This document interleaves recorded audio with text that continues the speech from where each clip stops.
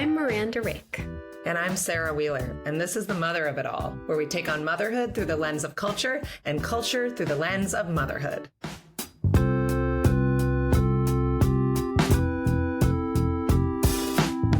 Miranda Hi, Rake, Sarah. Oh, at the Are- same time.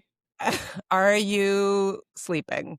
I have a feeling, it's nothing looking at you, but I have a feeling from our texts that like you were not getting a lot of sleep and I'm not, and I just want to maybe like commiserate as if we had infants or something.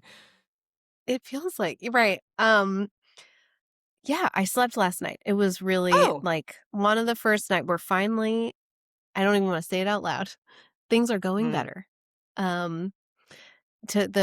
To fill everyone in, we like anyone who knows the nebulizer life, perhaps That listeners nebulizer whose life. children have asthma. Yeah. Big We're living the percentage of the nebulizer child life. population. Yeah, it's, kind of stressful. I was thinking about how, like, so Nellie has asthma and like allergic reactions, not just rashes, but like legit, like full-blown allergic reactions too. Like Amoxicillin. anaphylactic. Oh. Yeah, well, like eyes swollen shut. Ooh. And then now so we've been in like an asthma siege since November and it's now January and it's going okay, but like it's a lot of revamping and making new asthma action plans and What does stuff. that mean? Like that you're like using the nebulizer preventively, or I have we been are prescribed a now. nebulizer at Oh. like one point when one of my kids was having breathing stuff, but they are currently not diagnosed with asthma, and neither are like me and my husband. So it's not something I have a lot of familiarity with, despite like the ubiquity of it. Interesting. Ubiquitousness? Yeah. I don't know. You know what I mean. Well, it's just like as an anxious person, I have spent a lot of time trying to not be vigilant. Like I've tried to Yeah. unlearn vigilance. Yes. And then Yes. as Our like guest today is going to help us move further with that. yeah, right? So and then you have a newborn and like people tell you weird stuff. Like I remember when Griffin was sick, I think I've talked about this before, but he was like, 2 weeks old, he got sick. It was probably RSV. Like we ended up in the ER one night. And they tell you stuff like watch their breathing, right? Like they describe what a retraction is. God. And you're supposed Yeah, to yeah, watch yeah. for that, right? And so I remember asking, like, in all seriousness, like, so should my husband and I like take turns Right. sleeping? Is this Like, like the what should we watch do on here? the Titanic? Yeah. Yeah, like how do we do that? And they're like, oh no, like you need to sleep when you can. And you're like, well, so who's watching for the retractions while we're sleeping? And like they don't really have an answer for that. Like you're kind of like, what? Yeah, that was And before you could just put like a tracking bracelet Fitbit on your baby and, be alerted. oh my Their God, vital we signs. should talk about those. For better But or yeah, worse. Okay. like Yeah. I But feel you're like like, I don't but need you're encouragement to be vigilant, sitting up at right? night Like, seeing if my child is alive. Right. But yeah, I then your think I'll- child has asthma, I think is what you're saying. And you're like, oh, actually, maybe yeah. I do have to be vigilant. Well, I think that you go into vigilance mode too when you Yeah. realize like no one else is, and they tell you stuff also like you know your baby best or you know your child best. Do And I think I? as time goes on, like I feel like yes, I do, right? Yeah, Because yeah, you yeah. see random care providers, you see random urgent care people, Right. and you Right. And realize like, like you you know, are if the your one who kid's knows. like, yeah, like, I mean, I've had that on the phone, like with the advice nurse, and I'm like, well, he's like not super active. And they're like, well, what's he normally like? And I'm like, oh, this is what he's normally like. Or like, I'm like, oh, actually, like, he's not This is like, different. like lying his head down, but for him, this is very lethargic. And so I think it's a concern. Yeah, I get that. I think over but also I time want you professionals to tell me what to do. for sure. I think there's this tricky thing of like 8 years into parenting, I'm only just now really starting to learn to like trust my gut. Like if Mm. I'm picking up the phone and I'm calling advice, like I used to have this kind of like, oh, I'm so dumb, like I'm bothering them for nothing. And now I'm like, there's a reason. Like, Yeah. or if I want to be You know what I'm seen, talking I'm like, even if I can't articulate it, it's like there's a reason that her cough changed and it sounds different. And or whatever it is. Like you just kind of, I think trusting that instinct a little bit more. But it kind of like this makes me think about our as we were mapping out the next few episodes, Mm-hmm. Ariana Hendricks, who is a loyal listener Yeah, and what's up, lovely person, Ariana? she mentioned like Maha and kind of talking about like it's so tricky because I think that there are relatable things right in that where you're like, well, sometimes you get crappy advice or you get advice from Absolutely. pediatricians Right. that makes no sense. It's like totally Yeah. impractical, Food right? is full of crap that kids shouldn't Is eat in bad for general. you. Okay, yeah. Right, Yeah. right. And so these slippery slope things where you're like, I want to trust my instinct and my pediatrician, and I need to advocate, but also trusting expertise, and then Yeah. also trusting my own, like, what is it, tacit knowledge. Like it's just this like tricky dance. And I feel like I've really been living in that because she's got Mm-hmm. some really complex health stuff, I think, where we are probably just at the beginning of figuring out Yeah. So what what you're is saying is you're trying going beef on. tallow. And that's probably gonna you Colostrum or whatever. the No. beef tallow is gonna um yeah, get rid of No, but the I see, asthma. I do Yeah, give like it's a tough balance. I mean, I think it it's like tricky. it doesn't go away, right? And like most parents encounter it somewhere, whether their kid is like, sick or healthy or, at some point down the line that kind of oh, I need expertise. How much do I go into like alternative ideas about something? Like I see this with parents of neurodivergent and disabled kids all the time. I mean, autism is a big one that's like, comes up in the Maha world, but even like dyslexia, Yeah. right? Like how this is not my specialty. I need experts to help me understand how to support my dyslexic child, right? There's all of this like alternative stuff out there, like color coded, overlays, that are like not Hmm. proven, but this is a marginalized group. Like, of course we haven't researched it thoroughly. And so, yeah, Hmm. especially now that kind of alternative treatments are coded so politically, and kind of tend to be connected to so much shit that I think it generally is awful, it becomes even like more difficult to wade through. What do you Yeah. Yeah, yeah, yeah. And you don't have to get that far, right? Like in our first experience of her asthma, I battled for like 4 weeks, like taking her in, taking her in, taking her in to get her listened to because she could not shake this cough. And they just kept giving her this liquid steroid. And it wasn't until some person in some Reddit thread was like, do you have a nebulizer? And then Oh, that was dude. like step one, so when the system fails you, it doesn't take much, right? To Right. be like, well, Reddit saved me. Yes, And then you Reddit just saved start me. like Reddit turning, diagnosed my disorder that for 6 right. months nobody at Kaiser could, and it was, like, not that Yeah, hard. And right. I like even saying that out loud makes me a little nervous because, again, we are in this climate where, like, we are not Yeah. trusting experts, we're, like, dismantling the CDC. Yeah, we Yeah, should be like, this complicated. episode is brought Well, to you by the American Academy of Pediatrics. but We yes, we do love fully we love support the American them. Academy of We love Pediatrics. them Even when they shame us forever. a little bit, we're so yeah, we want them back. They're standing Even up to this administration more than like anybody else. Oh Like, God. Yeah, yeah, I yeah. think they're being sued right now by HHS, or they're Yeah, and they're suing them. suing back. It's like a They have whole actual balls. I'm very, yeah. not to be like, but I've really, they are proving their mettle, I think, and I wish they Yeah, didn't have to. yeah, it's coming out of unexpected places these days. Yeah. Well, I'm glad you slept. Thank I you for did not asking. I hope. Oh because no. well, the kind of the cultural takedown that we haven't addressed on the show, we have talked about Maha and we should more, is like, and this is kind of where I'm sure there are some Reddit conspiracy threads, is like, is it worth it to have fire alarms installed in your house? Like, what are based on the chances that there will Hot be a take. fire, and you will no, this is my hot take, and I think it's going to take, and I'm it's going to take off. Although I'm sure, like everything I think I invented, there's already a culture out there because you have to balance everything with like risk reward, right? The Yeah. reward Uh-huh. obviously is like if there's a real fire, you're going to want a fire alarm, You'll but the survive. Yeah. risk is that all the fucking time they are going off for no reason in the middle of the night. I think you Um, need to get someone out there to help you with your alarms and make them work better. I have spent a lot of time on the phone. Yeah. Um, We moved into this house a year ago. We've got batteries. They're like electrically, and they do it in so Or many they're different creative hardwired. ways.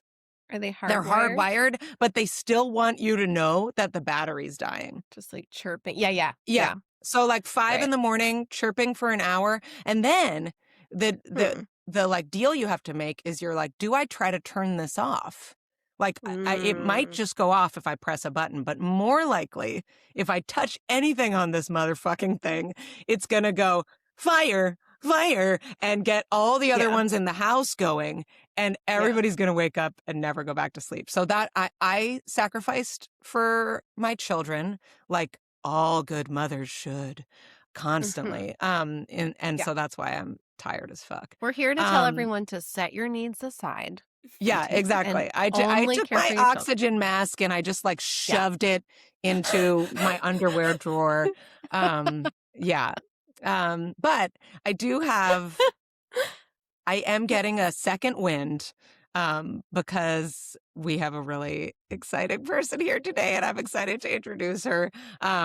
We've been wanting to have Stephanie Murray on for a really long time. I was saying before we press record to Stephanie that, like, you know, she was one of the original people on our hit list.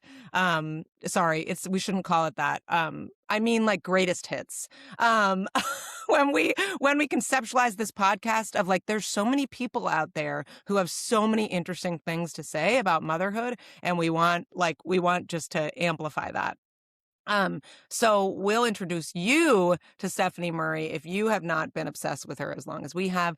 She's an American journalist and contributing writer for The Atlantic, living in England. She's covered everything from the dilemma of babies on airplanes to welfare reform, wide range. She also writes a newsletter called Family Stuff, which we'll link to in the show notes, with weekly roundups of research on family policy, culture, and more. Stephanie, welcome to the podcast. Thank you for joining us. Thank you so much for having me, and thank you for that wonderful introduction. I'm so flattered and excited to be here.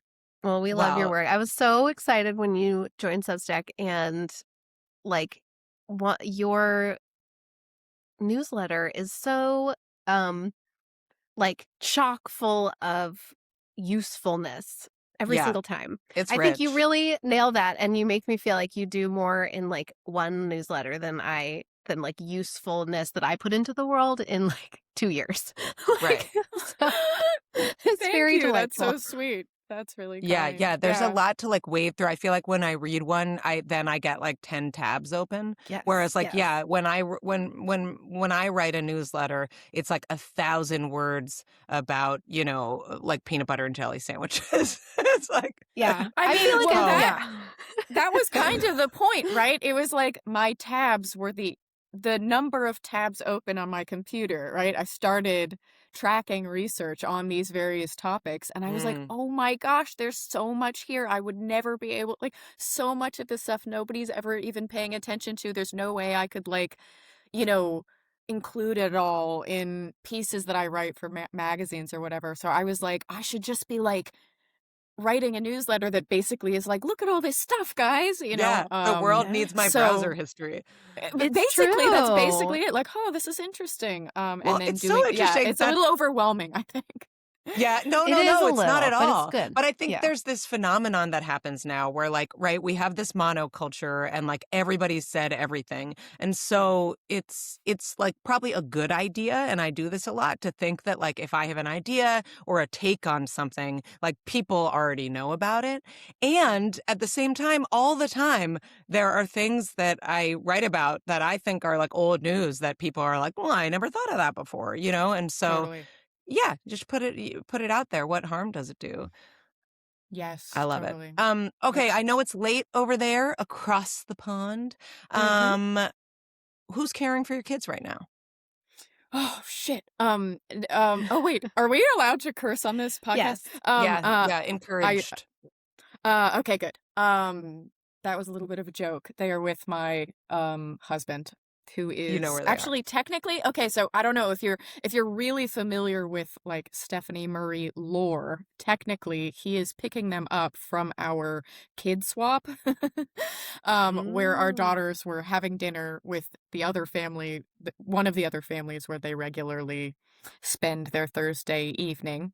So he took our newest, freshest little baby to go pick them up. So they should be back pretty soon. But I did read about the kid swap, and that was on my list of things to ask you about. So oh, why don't okay, there you we tell go. us a little bit more about how that works? Oh yeah, it's pretty simple. It's basically just literally that it got started during the pandemic. It was desperation induced 100%.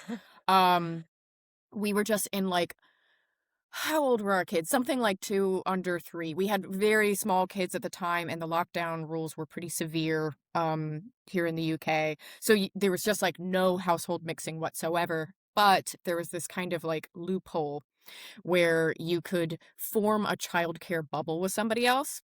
And so we basically just sent a message to a like local parents group WhatsApp thing that we had been added to, and we were like, "Hey, does anybody want to be in our childcare bubble?" Somebody that we didn't know basically was like, "Yeah, we will." And so Wow, a stranger. they also had yes. Well, not a stranger. We had like No, we knew of I don't mean them. like stranger danger. I'm just like, Yeah. this is cool. This wasn't even your friend. You had to like figure out Yeah. who this was. We And had kind of like met them like from 6 feet apart, sort of seen them around kind of thing, yes, I remember. So Waved while anyway, your kid is like, while you're trying to like pull your kids away from licking a mailbox or whatever. exactly, that kind of thing. Yeah. And so we kind of knew of them and they happened to live around the corner, which was awesome. So basically what we set up this arrangement where at first once a week they would basically for a few like 3 hours on every Tuesday or something, I forget which day it was, they would take our kids and then the next week we would take their kids. They also had 2 like very very young daughters actually, and then over the time it expanded and um more families joined, and yeah, it actually recently we had an update because the one of the OG families, unfortunately, they moved. So now it's back down to 3 families and I forget how many kids. Also, you know what? This is something that I want to write about.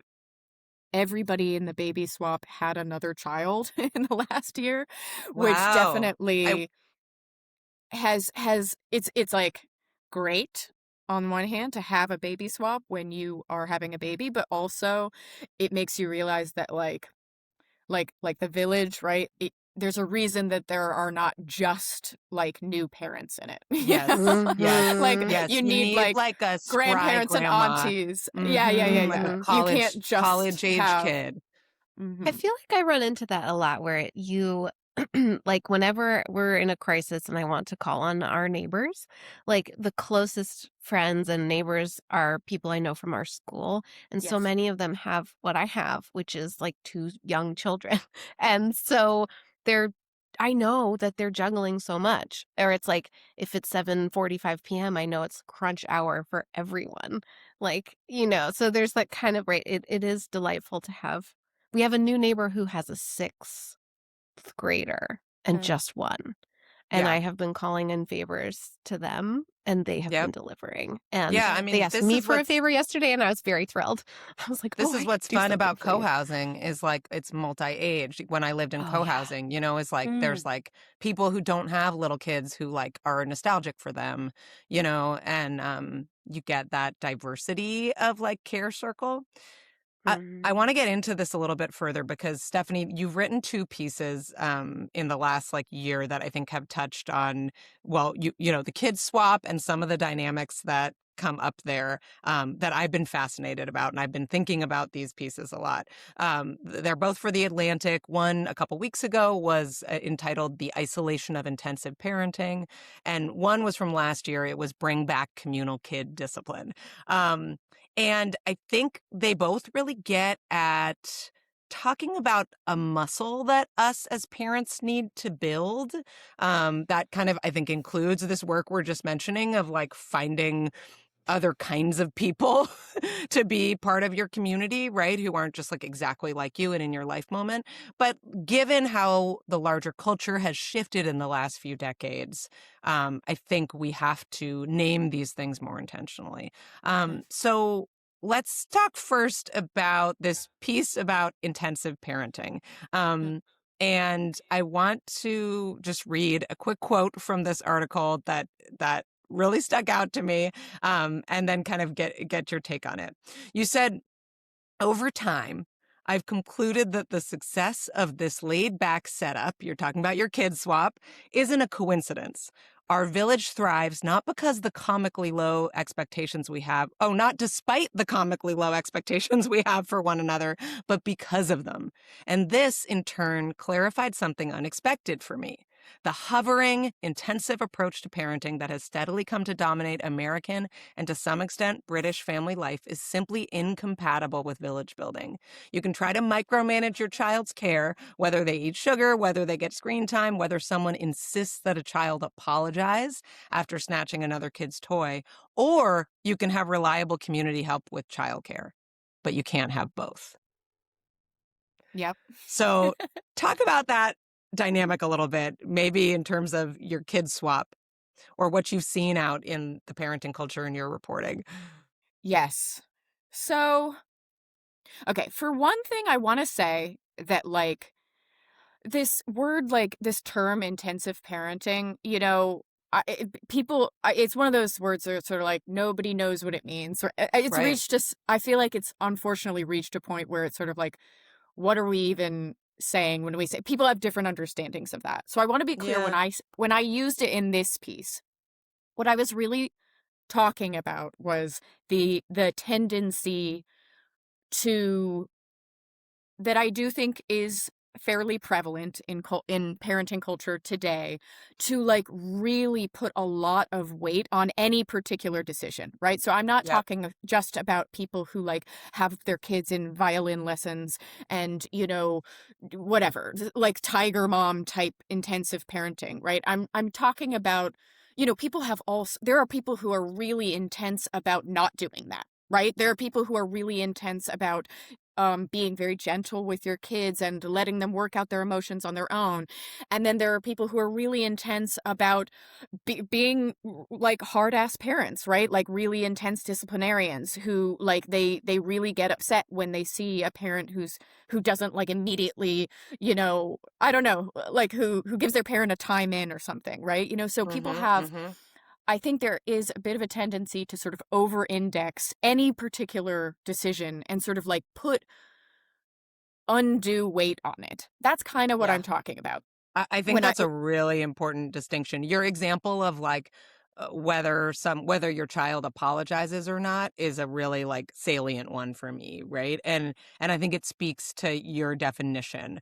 And I can relate to it too. Like I have had a moment as a parent where yes, I am almost saying to myself that if someone kind of forces my child to apologize for this one specific thing, they will like never develop agency and self-esteem or something. Like that's right. yes. Over-indexing is a great term. It is, I think I have my things too, right? And so that's sort of what I'm talking about in that piece. And what one sort of issue with that is especially if we all agreed on what matters and what doesn't, if people didn't disagree about gentle parenting, if people didn't disagree about whether or not you should tell a kid to apologize or not, right? Maybe this wouldn't be, maybe intensive parenting, quote unquote, wouldn't be so at odds with community kind of care, because we'd all kind of agree on how you're supposed to handle a situation. The problem is that we really don't live in, that's not the reality of like modern life in America, certainly not in the UK either, right? So people have disagreements about this kind of thing. And so basically there's like an element, if you really think that those things are extremely important, and you want to make sure that your kid is never forced to apologize, then that basically sort of assumes that is going to require you to basically like manage and control Yep.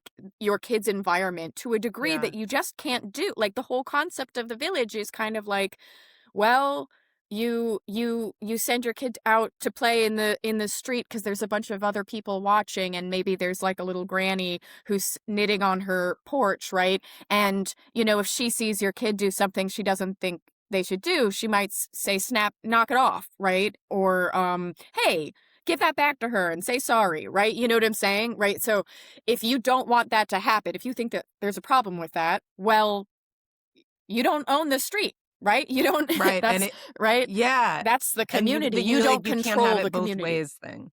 Yeah, that word Exactly. control, I think, is really helpful. And this brings in this other piece you wrote about kind of communal discipline. I was thinking when I read that piece of yours about an kind of interaction I had in my neighborhood where I have this neighbor. He's an older man. He's super sweet. We call him the Shermanator. And he's always like walking around and saying hi. And, he cooks on Sundays and gave me like a platter of his like brisket and mashed potatoes.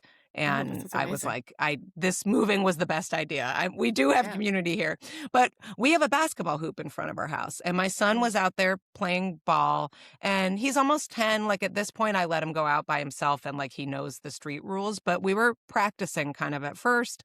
And I was sitting up on our steps and I heard Sherman walk by. And he didn't see me. And my son ran out to get the ball when it went into the street and a car was going by. And Sherman yelled at him. He was like, hey, you don't do that. And my son looked like alarmed and went back. And then when Sherman passed my porch, he was like, oh, I'm sorry. I didn't see you there. And I was like, no, thank you. Thank you for doing that. Like, and yes, there was a part of me when it happened that was like, oh, that's too harsh for my baby, And then I was like, whoa, no. First of all, that's not true. Second of all, this is what you want. Like, if you want your kid to be out in the street, like exactly what you said, you need to rely on the neighborhood to kind of keep him safe. But I was kind of like, oh, I wish more people would feel comfortable doing that. Yeah, I think that there's just a direct trade-off between control and community. And like, I will say, because sometimes I don't want to like fall into the trap of kind of making the proverbial village seem better than it was, right? You know what I'm saying? Like I think sometimes we have sort of rose-colored glasses about like the past, There's about all how these books about if we, or other cultures and how like shitty ours is, which is sometimes true, but there's a lot of rose-colored glass thinking. And I think, so for example, it was funny because I have a friend, one of my like mom friends at school. She recently immigrated from Sri Lanka. I'm told it's not Sri Lanka, it's Sri Lanka. I didn't know that. I'm sorry. Anyway,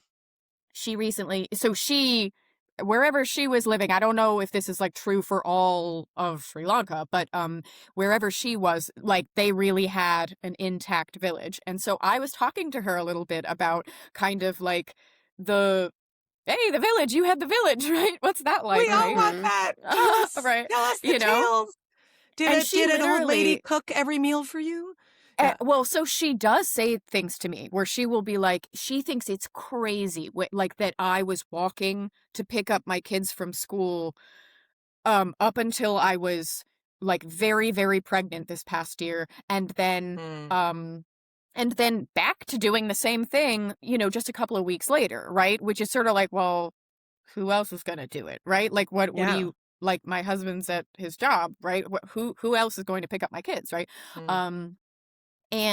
But she was like, in her culture, she's like, no, you are in bed for like 3 months after you have a baby. What are you doing? And she like brought me food when I was pregnant. Like she very much, it is true. Basically, she was like, yeah, like where are all the people hovering over you, giving you things and helping you out? Like that's what should be happening, right?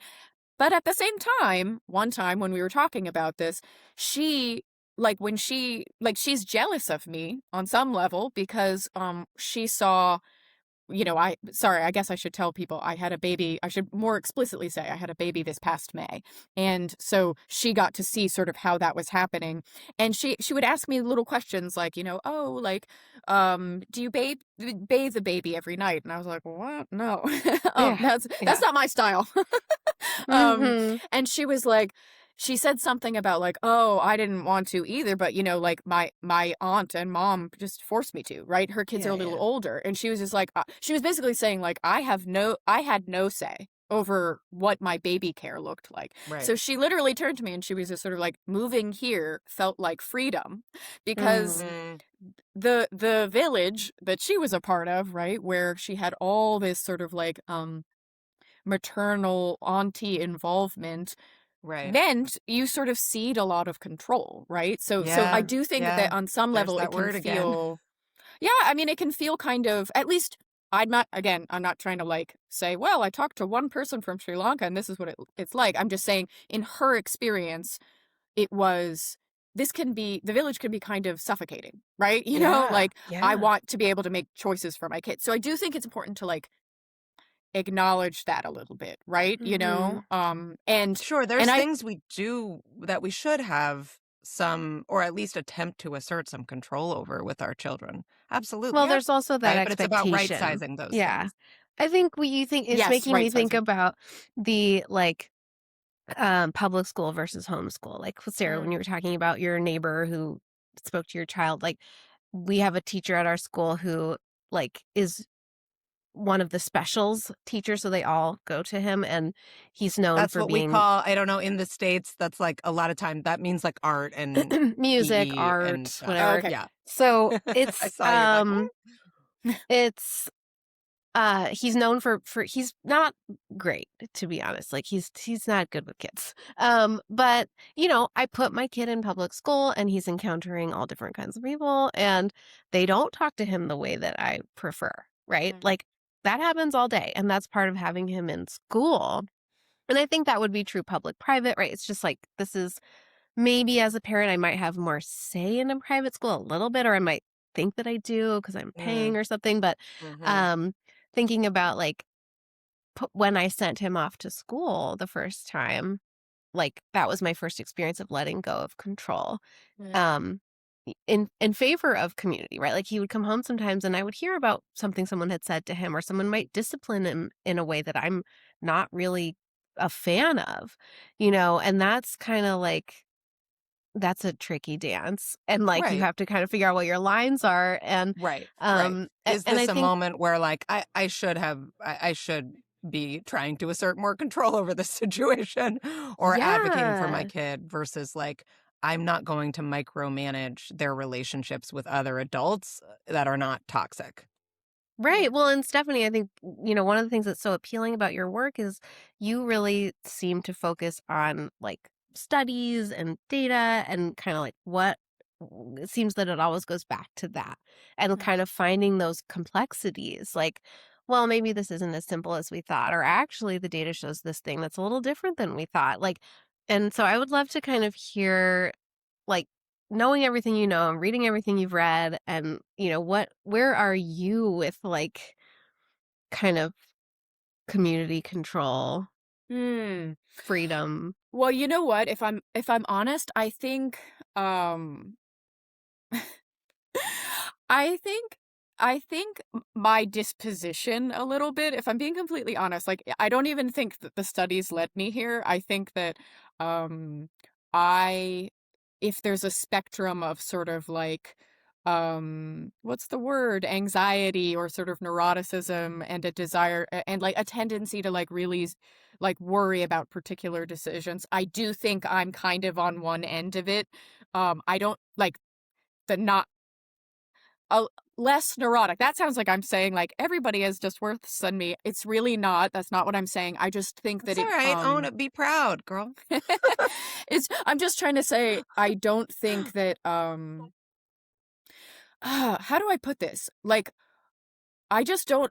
It's almost like not an impulse that I have to sort of like I do know people who are like, oh my gosh, like, well, I gotta figure out like what type of like fabrics should my children be wearing or something like that, or Right. like Mm. what is the best kind of such and such.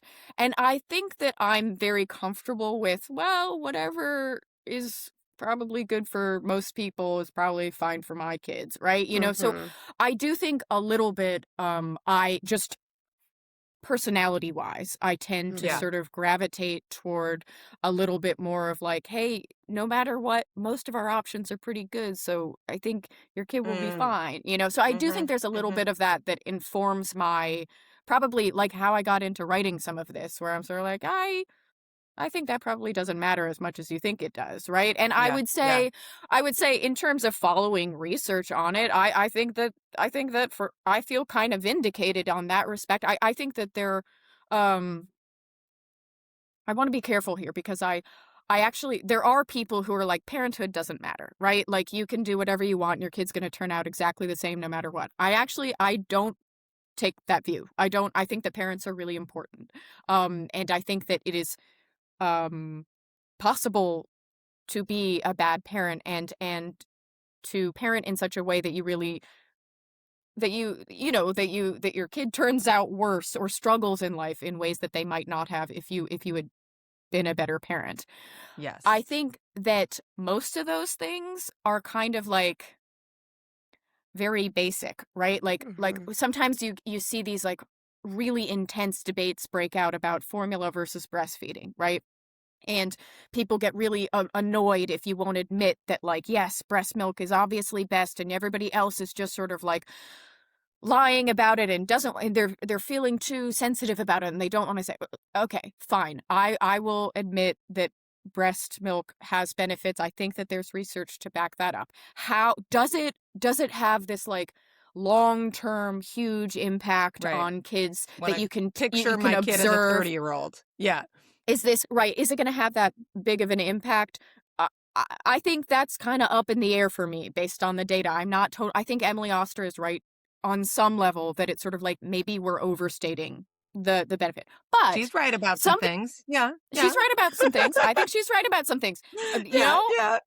Um, I but have my beefs, but she is definitely right about some things. and I think there, yeah. So, but when I say that, sometimes people say, "Oh, so it doesn't even matter. Like feeding your kid doesn't matter." And it's sort of like, no, if you don't feed your baby, right? Right. Yeah. The If you baby don't ain't feed gonna them Feed your anything, baby.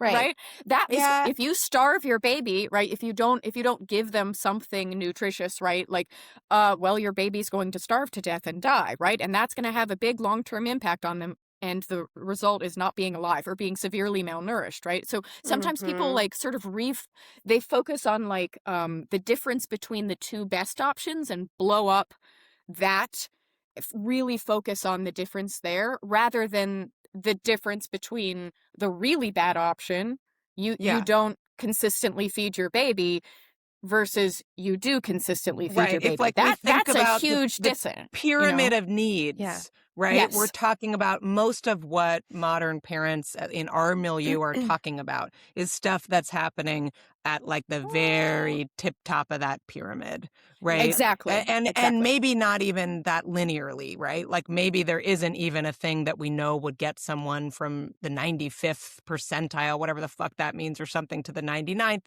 But that's where the discourse is like in that little Yes. tippy tip, right? Well, Yes. it's what we feel And we that's can not a very control, clear right? place. Yeah. I Yeah. think that I, it's like we kind of want to control this thing. We think we should control it. We want, some sense of like, I guess we feel all this responsibility, and so we want to do it right. And I right. think like one of the reasons that Sarah and I started this podcast is like the kind of discomfort culturally in various media sources with like any kind of nuance, right? Like no one wants to hear, well, there's many paths. Like people, that seems to cause anxiety, even though Yes. in theory it should be freeing, Yes. right? Right. But Right. it's like they want the straight answer. I I think think that that's is such a 100% good true. point. But I People also do see not like having options. They don't like having options. That's what I've well, learned. and that's hard Yes. because we just have more and more. And Stephanie, I'm wondering, like, your take on this. I think one other thing that I see is that we have so much information and things are moving so fast that some of our desire to like control these and over index these decisions is like an attempt to correct for that. I will give you my favorite example of like a place where I think parents do too much micromanaging of other people's relationships with their children, but I understand why. And it is the no presents at the birthday party request. And this is one of my favorite little hills to die on. And it's like one of those many things in our world where I'm like, I don't want to write about this because I'm going to like upset people. And because I understand why people disagree with me. But I'm so like triggered by this that I know I'm going to be kind of a bitch about it. But luckily someone else wrote about it. Our friend Claire Zulke over at Evil Witches did an interview recently. We'll link to it in the show notes with Edith Zimmerman, who's a writer and cartoonist, about this topic. And Edith was not afraid to bring it up. And I appreciate that about her. And so I get really annoyed when people say, you know, it's Max's birthday party, come for cake or whatever, drop off or, you know, stay, and no presents, please. And I'll tell you why. Because, okay, a tiny bit of it, if I'm being honest, is I feel judged always as like a parent who does have a lot of crap everywhere and loves presents, you know, and I'm just someone who like, I think it's your birthday. You should get presents. Presents are fun. And I feel a little bit like, you know, my fun was, I feel a little like judged, like I must be a bad parent if I'm saying bring presents. But the larger thing, if I work through that, which I try to, if I'm well rested, is that I think it's micromanaging people's relationships with your kid. I think that getting people presents is a form of relationship building and thinking about other people. It's something I'm trying to build in my kids. Like when it is Marcus's birthday, I want my son to be doing the work of being like, what do I know about Marcus? What will make him happy? And going out in the world and getting a present. Like I said, I'm a gift giver. So like I show love through gifts. And if I want to do that with your kid, it's like, you know, as long as I'm not getting a 1,000-piece light up, whatever, even then you can get rid of it, you know? And so or you can help your kid deal with your annoyance about having that around and help them build some skills for like cleaning up or whatever.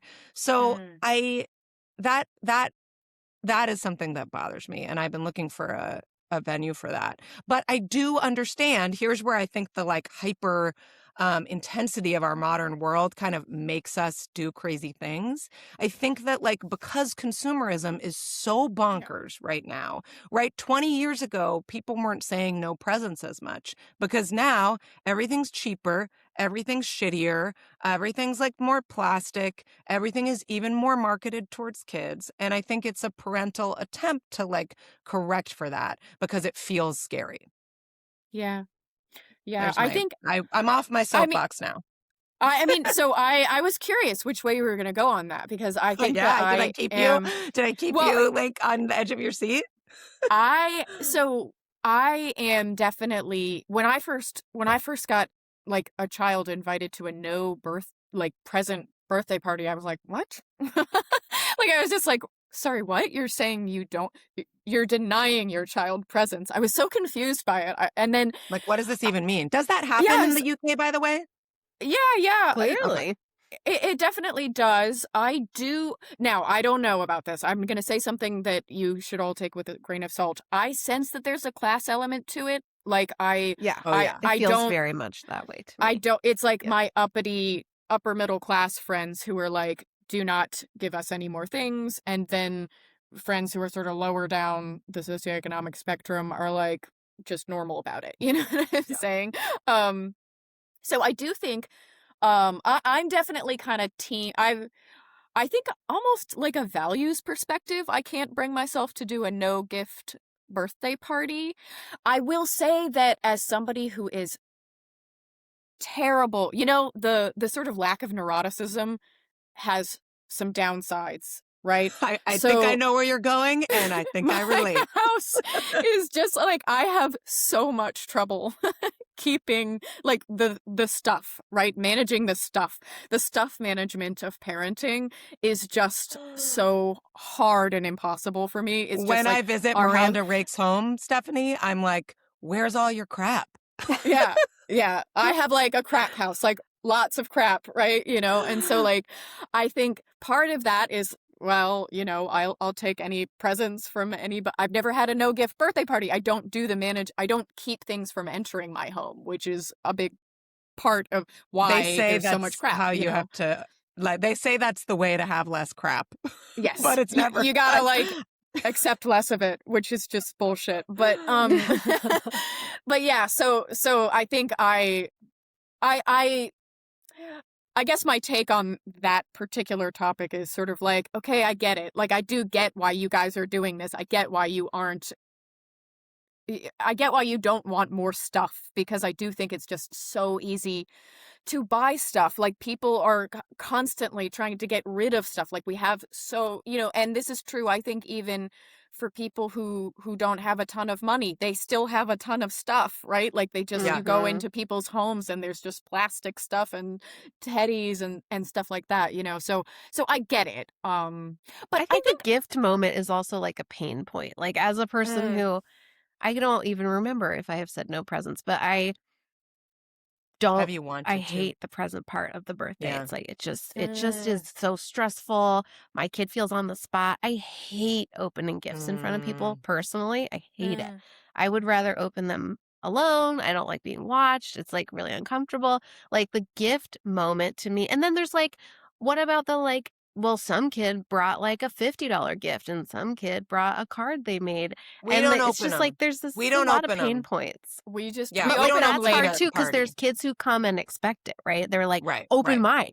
Like, hey, Mhm. open mine, right? Like, so it's like a whole thing that I don't want to deal with. Like, we're already in the red zone on a birthday, and I'm like, this is just going to push that like way Yeah. over. I respect And that. so I get that. I don't like it. I love when we have a no gifts party. It's like, Yeah. and Griffin doesn't care about picking out presents. Like, he will not. He cannot. I don't take him present shopping because I don't have 3 hours to stand there while he begs me for like every toy, and I tell him to pick something for his friend.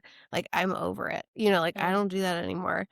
And like, I just re-gift. Like, I keep stuff and I stash it, and I just, if we have to bring a present, I just grab something. I don't care. Like, Oh yeah, I have a great not- present bin because I am addicted to shopping, and so it's like an excuse to do it.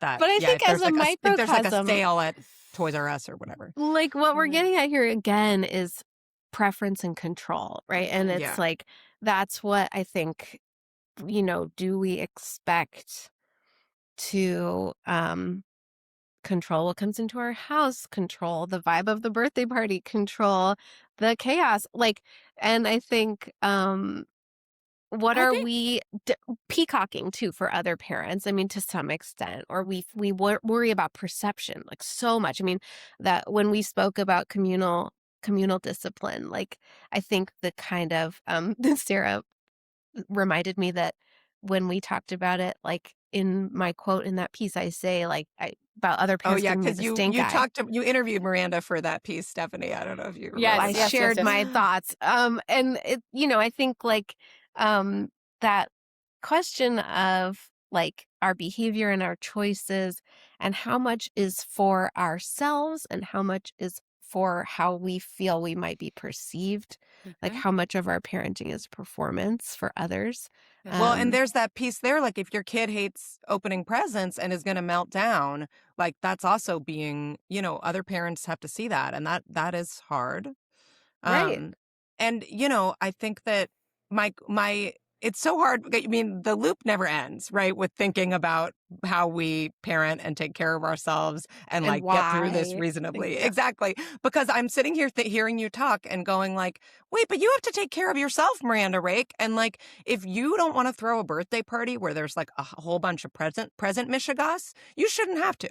And you should tell those parents no fucking presents and take care of your mom on birthday, right? And then I'm like, but wait, maybe that's a crutch. And like, maybe it's keeping us from like doing the hard work of parenting and community, which is being like, maybe, hey, like, could we find a collective way to deal with this? Like, right? Like, is there a way that your kid can like talk to his friends about how he wants to do it, or be able to like say, like, that's not how, I want to do it privately. And then he's learning how to advocate. And then I'm like, that's too I'm much tired. work. I'm so tired. I'm so tired hearing you talk That's about too that. much work. Cancel the party and Okay, well, cancel so the parenting. these are our neuroses come to light. All Stephanie, of our help us. neuroses come to light. Yeah, help. Yeah, I mean, it's hard. Like, I do think, well, I think it's an interesting example to talk about the sort of like the present example as sort of like potentially micromanaging. I thought that was an interesting, like, you connecting it to like micromanaging, a parent trying to micromanage your relationship with their child, which is an interesting way to think about it, I think. Like, no, you can't get my child a gift. I never would have put that together, but I do see what you're saying, right? I think that um I think that on some level, like a lot of the areas where this issue comes up, the trade-off of like community and control, right, is almost slightly different in that it's sort of like if you want to make your life easier, right? Yeah. Then you need to cede control. I feel like Right. with birthday Right. The parties, kind of like reward what there is Miranda is clear. saying is like, no, it's going to make my life harder to have the Yeah, presents. yeah. So like, I'm going to do the thing that makes my life easier, right? Whereas I Right. feel like there are a lot of situations where it's really like, honestly, I even like, I think everybody's lives would be a lot easier meaningfully if we could like restore a bit of like community oversight of children, such that we could kind of live in such a way that kids could basically, have a bit of freedom in their neighborhoods, right? And Yeah. there's kind of like eyes on the street, kind of like people kind of like watching them, right? Like for Yeah. me, that is like that is a huge loss that we can't do that, right? Like, and even frankly, to the extent that I can, because I do feel like the way that this would be kind of a hard like this is a big can of worms to open, but the way that UK cities and towns and villages are set up, it's very different than sort of like suburban sprawl in America. And I Yeah. think that it favors a bit more of like kids' independence, and some of that is just like proximity. Like, I send my kids to the corner shop because there is a corner shop, right? There was no corner shop in my American suburb, right? That wasn't a thing, right? You have to drive to the strip mall in order to get to the corner shop, right? But also because so I do think there's like, I don't know, like even to the extent that I have it is so freeing to be able to like the shopkeepers know my kids. I send them there on errands all the time. It's like a Right. quarter of a mile away from my house. They're pretty young and it works really well. And it's huge. It is so huge for me to be able to do that. Oh crap, I forgot to get the butter. Lily, can you please just run to the store and get that for me? Yeah. That's a huge We- asset, right? It's huge. We're doing yeah. that with my 10-year-old. We Yeah. have a corner store. It is rare, and you have to cross. There's a like stop sign that you can cross. I mean, it is also an intersection where, with great love for my community, there are frequently people like doing donuts and blowing through the stop sign. Yeah. There was a shooting there, sadly, a couple weeks ago. So Oh my it's not like gosh. that's what it's like all the time, but that's there, right? It's not like, but Not the yeah, most child friendly. not the most child, but the intersection. people at Yeah. the shop are lovely, and I think they are Yeah. looking out. And I remember this came up. Do you remember like the cultural moment around the show Old Enough? The Japanese Yes. show a couple Yes. of years ago. Yeah, at least in the States, that was like a big, everybody was obsessed with the show that showed like little kids going by themselves to do stuff. And then everybody was saying, well, this could never happen in America because like we don't have a shared care of children. But it's also structural, like you're talking about, is like our cities aren't kind of built to have one kind of localized area where everybody's kind of hanging out and can be watching to be like safer traffic wise, etc. They're not Yeah, planned for that. Well, yeah, and we had Katie back on the show, who is an Yeah. American living in the UK in London, and who works on child-friendly cities, and at the London School of Economics. and thinks all the time about how to build them. And it's very basic. And of course, it's everything that America is not. Like, Yes. our cars are obviously terrible for kids for about a million reasons. Top of the list, like air quality. Yeah. But, and so this touches on something I wanted to ask you about. Yeah. Since you work so much on family, kind of like the intersection of family life and public policy and research around that. I'm just curious, like, what do you think are the key issues that families should be like really thinking about and fighting for right now? Like, if as someone who isn't like a worrier about the micro, what are Mm. the macro that you're really You mean interested in? on sort of like a policy level, like that I guess it could be or social or policy, kind of just what yeah. what could be better? What for, Yes. obviously you're in the UK, we're in the US, but what could and should be better, do you think? So, I mean, I think there's a ton. I mean, honestly, I don't think okay, because like obviously I have written a ton about sort of whatever you want to call it, intensive parenting and helicopter parenting and blah blah blah, and can you put your baby We're in a calling it hotel over room, indexing now. yeah, over And I indexing, love love it. that. Yeah, I Yes. love it. All of that. But I've also written a lot about usually in my pieces, and then also just like other pieces about different things. I mean, there are so many structural things that um that encourage sort of an over-indexing of parental decisions, and sort of I honestly think you could say that like the structure of American life is Mm. built on the logic that like parents are in control of all of this stuff, right? Like parents control sort of the outcomes, right? Like that is sort of like the underlying kind of logic, I would say, of a lot of the way American life Mhm. is just kind of set up, right? So like it's almost like a fiction that we need, I almost feel like, right? Like the community supports aren't there. It's not set up for we aren't set up for communal living on a structural level. Like we have suburbs where we have our little kingdoms where you get your backyard and that's where your kids are supposed to play, and you watch it, and you put one of those crazy American little cars in it that your kids can drive around in, you know what I'm saying? You get these Mhm. giant toys, right? You create in your home the things that people, even in the UK, they've got to leave their home to get, right? You know what I'm saying? Like the whole idea of having like a bouncy, when I was over home over the summer, right? My sister had like one of those inflatable like water slides in her yard, right? And I was like, man, this is Mm. like American childhood, right? Like a privatized version of like It's all a here. bouncy Probably castle, a right? birthday present. Yeah, and Ugh. I was like, this is exactly it, right? Like that, like so much is done by parents in their sort of Mm-hmm. private realms. And I think Yeah. you almost like, how else could you explain the way we live? How else could you cope with the way that we live and the way that our policies are set up, the way that our housing is set up, everything, if you didn't ultimately believe that parents should be responsible for all of this, right? Like that's almost Oh, Mhm. that's like really the way that we interesting. think, right? So Yeah. I just want Okay. to Okay. say Hold like, on. So you're saying that okay, like we have been fed and continue to kind of feed a fiction that that parents, everything that parents do matters, because that is like a justification for the fact that everything's on us.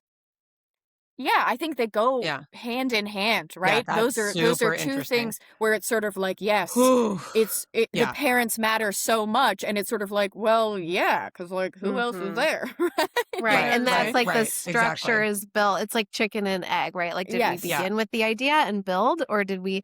And I Right. kind of like If I don't thinking matter, about then why again. isn't like my town have better public, spaces to play if Right. my Well, and home like to isn't circle so Yes. back great? to Yeah. like Maha from the beginning, right? It's like I It think all there comes back to is, Maha. I mean, in American ideology, there is that like freedom is this Yes. driving thing, right? This concept. and a certain type of freedom, right? Like, of Mhm. course, how do you define freedom is like a whole other can of worms. But, you know, what is true liberation? Like, maybe Yeah. it is ceding control, right? Like, so it's kind of like, but the American version of freedom in, you know, the flag pin is like, I think it is like this extreme individualistic kind of like mentality that put mothers in little boxes, you know, separated from each other in the nuclear family, right? Where it's Mhm. you carry it all yourself and you do it your way and Yes. alone. You I know? I think that the Maha example is perfect, right? Because it's sort of Yes. like, because basically, I think you're right. It's not just sort of like individualistic parenting. It's like individualistic parenting is a byproduct of individualism itself, right? Like the Mhm. whole like live free or die kind of thing in America of like a lot of the justifications for our lack of government intervention on things like food, right? Like Mhm. is basically, well, I should be able to eat what I want. I Yeah. should be able, so if I want to buy this like terrible thing at the store, I should be able to get that, and he should be able to Mhm. sell it to me. And why are you getting all up in my business? Well, one way to think about the fact that other um countries get all up in your business and they basically remove options from the table. They say, no, sorry, you can't sell that because we all know it's like really Causes crap. cancer. You know, right? You Yeah. know, that is in Yeah. effect taking a task away from a parent. Right? That is Mhm. basically what that is effectively doing. It's basically Yeah, saying, so right. so It's true. I don't anytime have we to say, yeah. I mean, Oh, I don't have to say, like, "You can't have soda if it's not at the movie theater," or exactly, if whatever. it's Yeah. not there, right? Or get a Or small, get a small. yeah, Yeah. like the Fanta example is a good one. It's really like if you see Fanta, like the orange Fanta here in the UK, it Mhm. looks totally different than it does in America. It looks like orange juice, basically, right? Because it's a lot closer to actual orange juice, because they're not allowed to really Mhm. make Fanta here. Do you know Mhm. what I the think internet told me? That Fanta has caffeine in it. I don't know if this is true, but I'm like, Orange oh, I have that's no the kind of idea. juice? shit that you're just like, "Oh my god, Wow. what else are they gonna Yeah. what Well, it's I don't interesting, need right? more. The Pile on." Maha thing is such it goes deep because it's also like they say they want regulation, right? Like Right, what they're right. asking for is European style regulation, but Is more control. lots of Oh yeah, freedom. And you're like, Yeah. well, it's which is it, guys? Like Yeah. I yeah, can't Yeah. tell. Yeah. Right. And yeah, it's yeah. That's a and I good point. don't think they know, right? They are like, well, I don't want red dye in my Starburst, but I also want to drink raw milk all the time. Yeah, and Yeah. And this goes back to like like Stephanie's mind-blowing thing in this piece that we brought in at the top is like, which is it? Do you want Mhm. community or do you want to like right. do you want to know that your child has only seen this many minutes of screen time a day? And it's not easy. Yes.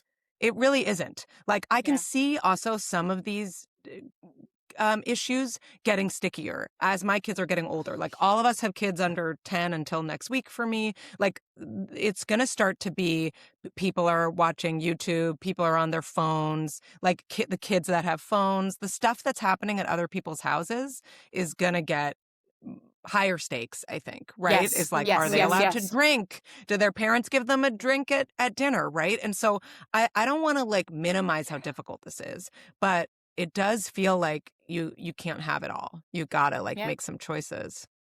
I think that's such a good point because so I just want to say like I think on some level, I do think if you were gonna, if this is what we do now, right? We classify parents into like, gentle parents or free range parents, right? This whole stupid thing. And I'm, I'm sorry to like contribute to that, but I'm about to do it. If you were to try and like classify my parenting style, I think it would be some kind of like combo of like boomer hard ass parent. Like I'm not a gentle parent, but I'm very free range. Uber And so like, consumerist thrill seeker.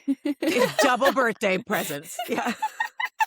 You better bring two. so It So, better like- light up and make a noise. I'm gonna ask for one for me and one for the kids. Like Yeah. if you bring Sorry, a Stephanie, present, go on. I I couldn't get help one myself. too. Yes. Sorry. Oh my gosh, it's so funny.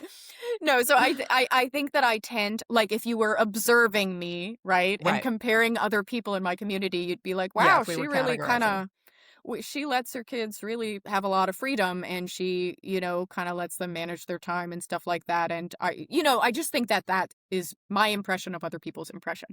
I don't think when we move back to the US, I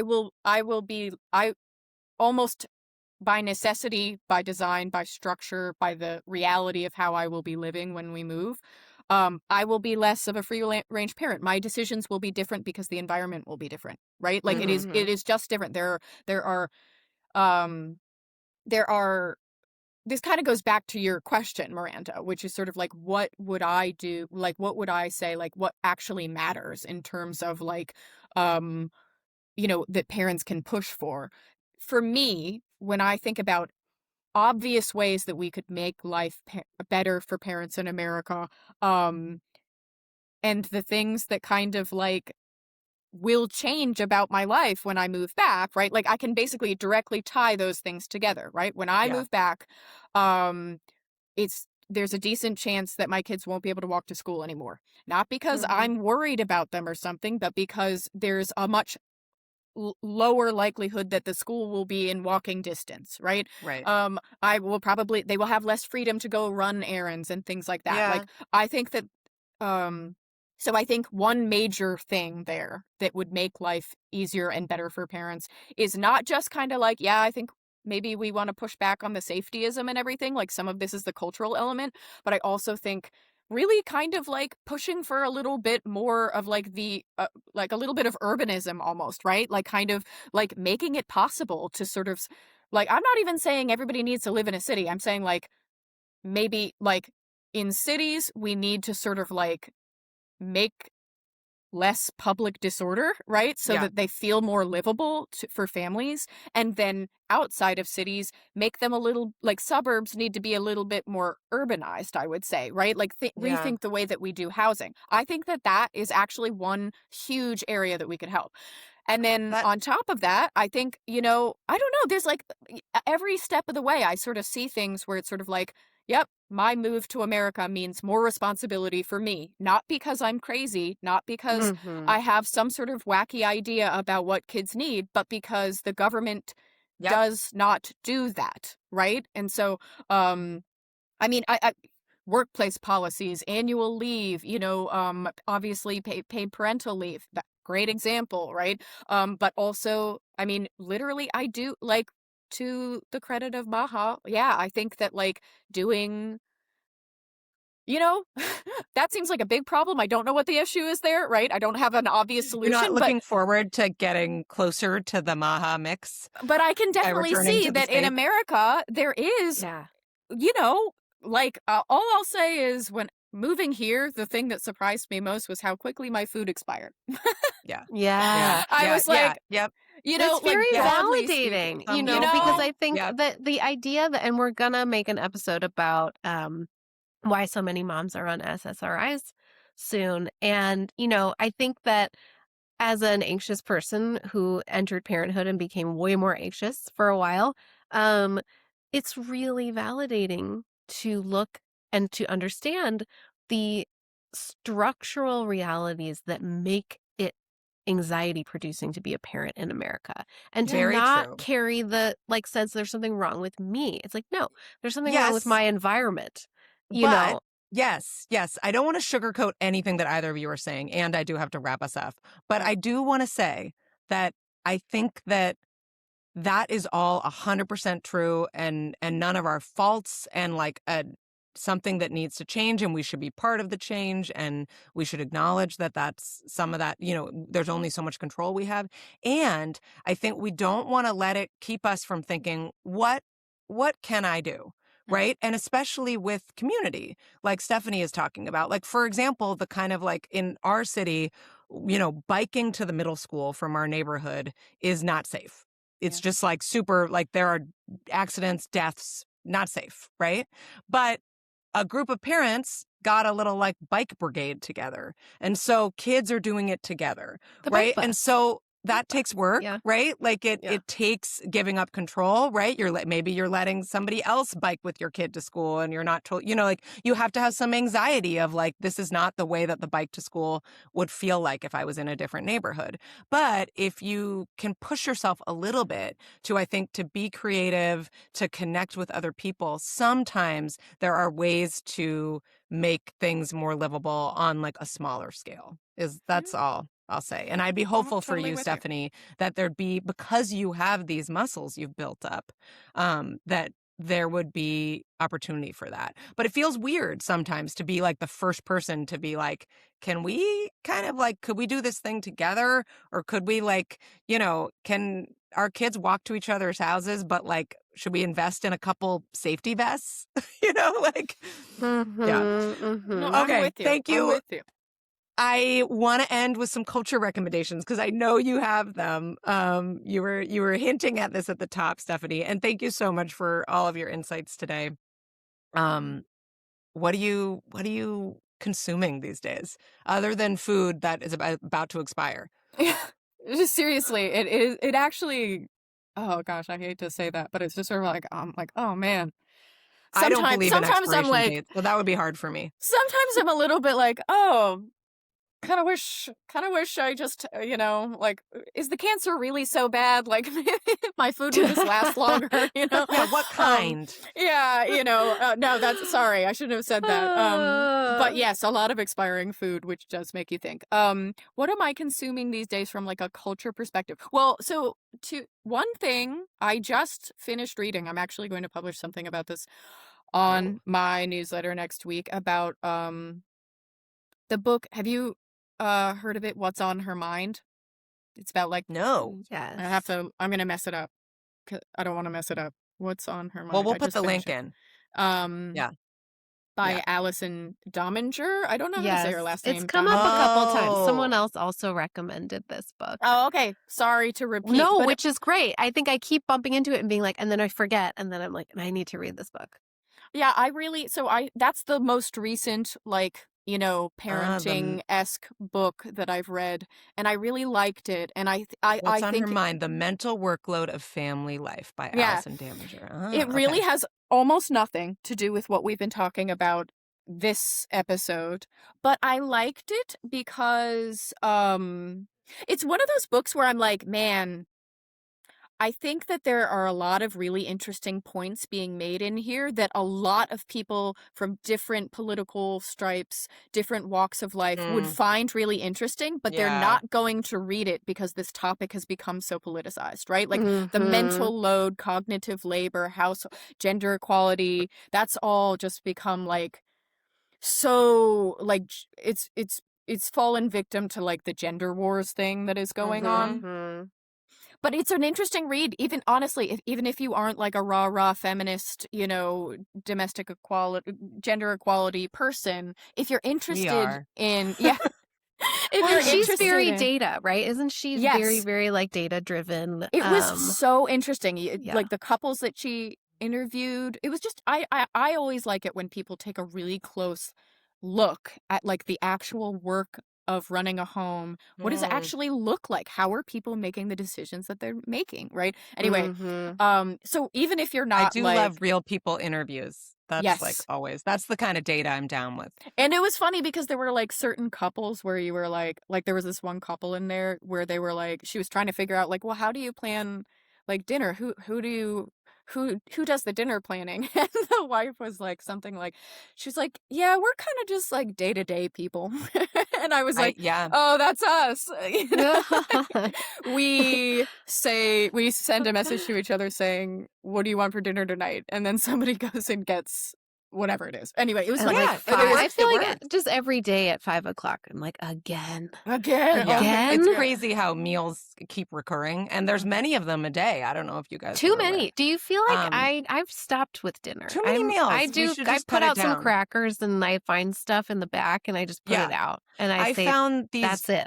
these packs of salami, cheese, and chocolate covered almonds at Target that my daughter picked out. Nice. And now she wants that for like every meal. And I'm like, great. And like then you just throw a carrot at her. I recently created a snack drawer because I was tired of being asked for Yes. food, and I just I dump stuff in it, and I don't think about it that hard. And when they bother me, I say, go to your snack drawer. And Yeah. it's- Speaking of I lack of control, I think there are recommend. some parents in our parent group who, if it was at their house, would not have open access to the snack closet that we have at our Yes. house that Oh. I think has made us a little popular. Speaking of freedom, but yeah, that's just how it like, is. Yes. Get out of here. Please go Yeah. help yourself. Yeah. Yes, totally. Yeah, Yes, I'm it's not trying to great. like cook My a meal. other thing was so great book, highly recommend. And my daughter and I are going to try. We got crochet kits for How old? she's Oh. 8 and she wanted to learn to crochet. Oh, And so I cute. was like, oh, that'd be fun. Maybe I'll learn how to do that too. So that's what we've been doing. We're learning to crochet. I know Oh my another God, that's mother and adorable. 8-year-old daughter who did the same, where they got a Oh, crochet really? kit for Did they Christmas, and they're succeed? well, the daughter was just like begging the mom to. We were at like a party, and the mom was like, "I'm not going to do it like right now because I'm at a party, but we will do it." And I think did it come with like a little video? There was like a little video they could watch about to get them started or something. It just seemed very No video. We adorable. were planning on just using like YouTube. Well, we got a book too. Yeah. But it's been That's fun. It's been slow going. But yeah, we're just trying, like I don't know. Well, Next next it's year you supposed to can be come on slow. and talk about Yeah, I crocheting. think that's Yeah, the you can point. show us your things. That's Well, the kind of thing me and my daughter would plan and buy the stuff for, and then it would end up being garbage in our house that we See, never remembered but see, to this use. is no, But no. I feel like you That might follow through. See, that's the thing. I'm nervous that I'm going to go that route, but I'm like, no, You spoke we it. are going to do this. We will We're learn gonna how to crochet tonight. crochet something. We're going to do it. We wish you the best of luck with that, Stephanie Murray. Thank Thank you you. so much for joining us. Yeah, thank you. Have a lovely, I hope you sleep well tonight. No fire alarms, no coughing children. Yeah, you And too. we'd love to see you again soon. Yeah, thank you so much. thank you. Thanks for listening to the mother of it all. And like my mom always said, I think I'm over indexing on this decision.